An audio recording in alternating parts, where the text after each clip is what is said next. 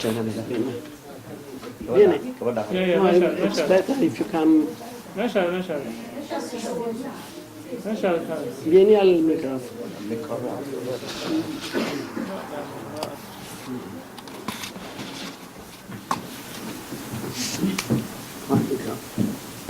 I will speak in English. Okay. Because I've just come back this morning from the States, which I thought that the conference was about the Somali crossroads. That's the conference that I've just attended in Ohio University, in which many Somali people came, and we basically talk about the situation of Somalia. Because it seems to me and to us, I mean, I'm a medical doctor, and it seems that everything is some sort of schizophrenic. I mean, I don't understand anything, because in one part, there is a government which is supposed to be, there is supposed to be some transition, there is supposed to be, it's called a transitional federal government. I don't see any federation, any transition to end. So it's an internally displaced government. It's situated in Mogadishu. Its outreach is very complicated, and we all know it. I mean, we're not telling each other something which doesn't exist.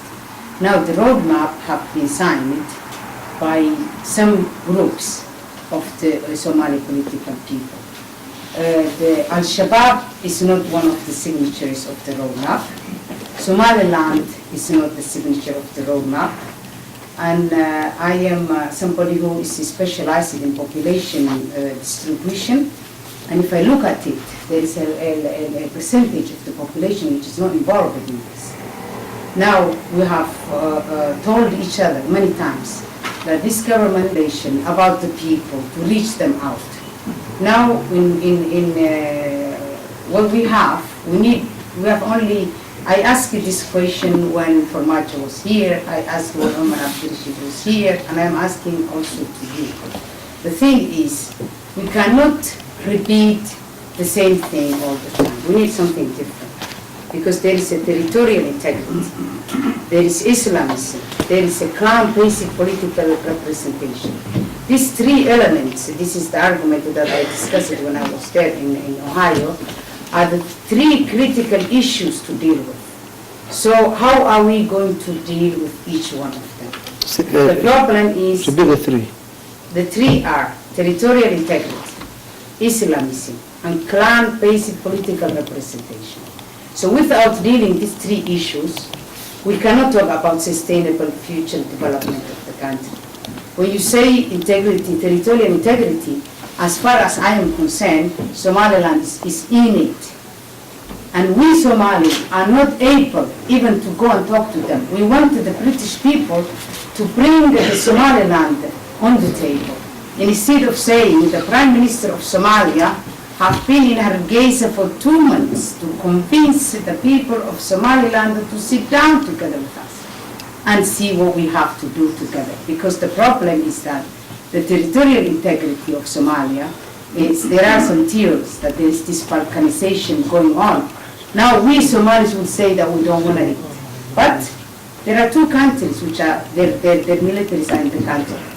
So we need to sort of talk about this, Sure. I think. And we had a proposal in Ohio, which seems that many Somalis have agreed.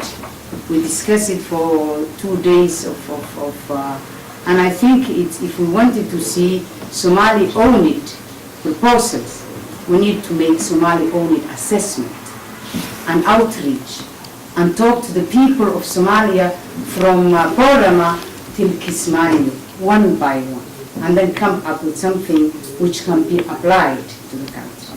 Thank you.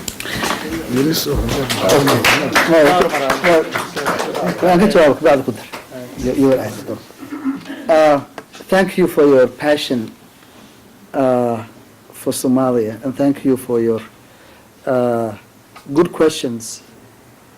You said the transition, I don't say transition ending. The transition will end. And the roadmap is the vehicle for ending the transition, this transition. I, as an Abdulwali, I have one objective, come August 2012. And I have to ask myself this question. Is Somalia better in August 2012 than you found out in June 2011? My objective is Somalia to be better in August 2012 than when I came, assumed this responsibility. That's my number one objective. Go, one. Second, the transition will end. Drafting and finalizing the Constitution and ratifying it, not by referendum because we don't have enough security and we don't have census. We will ratify the Constitution through Constitutional Assembly. So drafting the Constitution and ratifying it,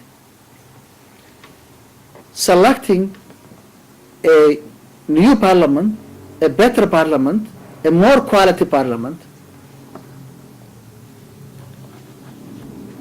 and having a new political dispensation, new leaders in August 2012, will take Somalia from a transition to a permanent governance. And that is the objective that we have, and that is what the roadmap is all about. We have timelines and we have deadlines to meet all these requirements if you read the roadmap. The roadmap is nothing else but composed of four things. Number one is security. Because you have to secure the country. So security, security, security is very important.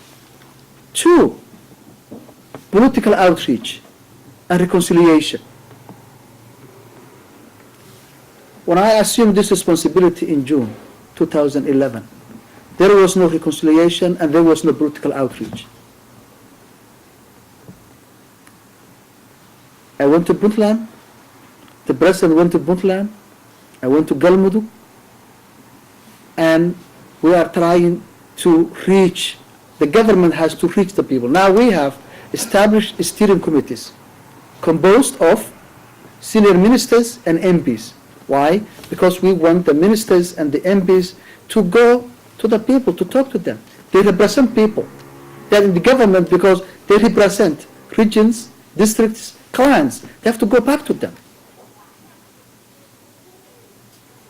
So the political outreach and reconciliation is going on in full gear. And as recently as 2 weeks ago, I was in Beledweyne when it was liberated from Al-Shabaab. Third, as I said, drafting and finalizing the Constitution and reforming the Parliament. And that's also going on. And we are meeting all the deadlines and benchmarks. And finally, good governance. Fighting corruption, fighting malfeasance, and establishing institutions, good institutions that it takes time. Building institutions, gaining credibility, all this takes time. It's an ongoing process. So 3 of them are ongoing processes. For example, good governance, security, political outreach and reconciliation. These are ongoing, but they will be with us for the rest of our political history. But there are 2 issues that cannot wait. At that, these have deadlines, and we have to meet these deadlines. And what are they? It is the constitution building and reform of the parliament. We need these 2 elements for the next political dispensation if you want and I want the transition to end. I will take also a few words about the territorial integrity of Somalia. Somalis, we have a policy, and that policy is the territorial integrity of Somalia is a sacrosanct. But at the same time, you cannot force people. You cannot force Somaliland, for example, to choose Somalia by force. No. You have to convince them. Somaliland has to understand that they will be better off being with Somalia than not being part of Somalia. You cannot use violence. Violence fails us. I don't know, I cannot talk about Islamism because I don't know about it. I know nothing about Islamism. So my friends will talk about it. Clan-based society. Of course, Somalis are made of clans. So you cannot ignore clan. But you cannot use clanism to build institutions. Look, government is a social contract between individuals. It's a contract between me and you. And each of us should have a mutual benefit, should see a mutual benefit by having this contract with each other. Whether it's based on religion, or a clan, or something else. Thank you. I just would like to add one thing. In terms of you mentioned about to reach out to people, but to be fair, with the current government, since the Prime Minister Abdulwali came to power in June, he has achieved a milestone in terms of political outreach. 6 months ago, it was impossible for Puntland President to come to Mogadishu or the President Sheikh Sharif to go to Puntland. And now the relationship between the two are very good. Also, other parts, Al-Sunnah wal-Jama'ah and Galmudug and major parts of Somali stakeholders are coming together for the sake of Somalis. So this is the first time we've seen Somali ownership, Somalis discussing about their own issues. Within 3 days, between 4 to 6, Somalis come up with a roadmap without outside interference. So it seems that we go into the right direction. Also, the government has achieved in terms of security. Now Mogadishu is free, and we have done a lot on that angle. With regards to the other side of reaching out to the people, to be fair, the current Prime Minister on a number of times has attended town hall meetings where the people in Mogadishu discussing about the government's priorities and addressing or taking questions from them, which shows the transparency and the accountability to the people. Also, the Prime Minister instructed all the ministers to go on public, either to radios or TVs, to discuss about the progress of their own ministries. Again, this is another way of involving or community engagement with the people. That again is to reach out to the people. So we are doing a lot on that. Also, in November, we held another consultative meeting with civil society. So again, that was part of engaging with all segments of the society.